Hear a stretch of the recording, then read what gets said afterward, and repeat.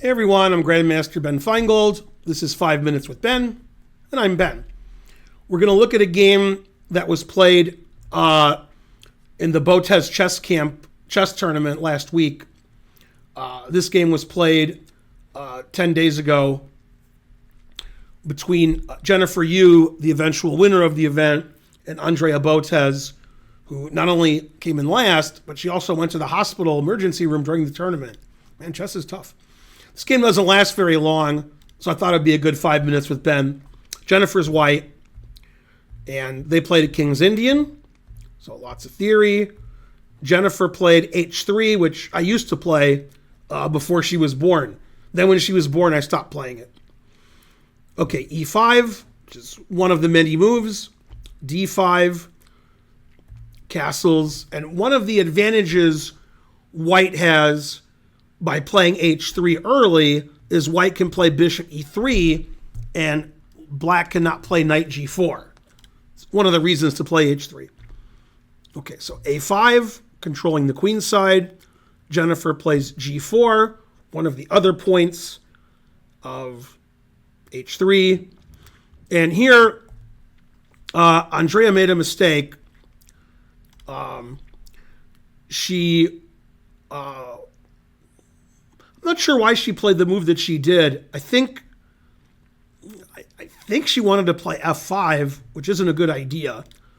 Here, black should play like knight a6 or knight bd7, but she played knight fd7, and so Jennifer went on the attack with h4, since there's no pressure on g4 anymore. And knight fd7, I guess, is okay. She played knight c5, h5, and in this position, the engine thinks black is doing okay, and here, I think Andrea made the losing move.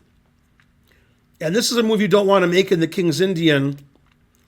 And in this position, the best move is either to play c6, attacking the center, or knight ba6, developing your knight, protecting the other knight. But she took on h5. This is quite bad. White has two good continuations. She took with the rook, which is correct. And now black could just never play f5. There's no f5.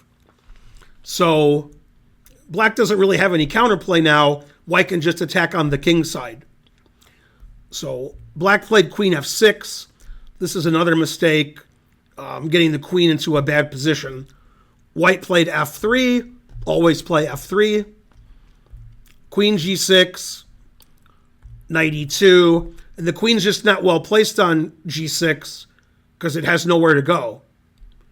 So black doesn't have any development of her queen side.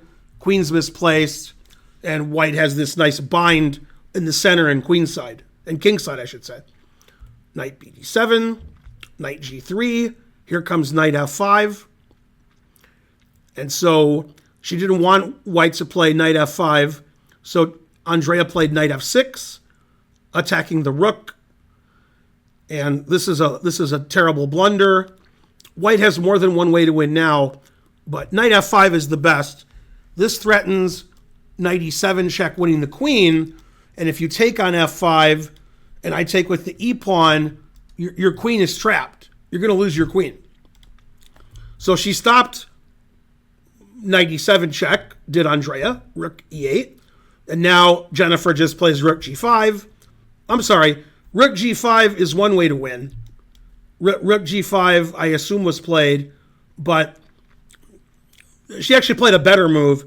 She played knight h4, which I hadn't seen previously. I've seen the game, but I forgot. And then knight h4 also wins the queen. Rook g5 also wins. And here you're losing the queen for nothing, basically. You can get like a rook or a pawn or rook and pawn. So she just ended up resigning instead. One interesting variation is knight takes g4. That's the best move.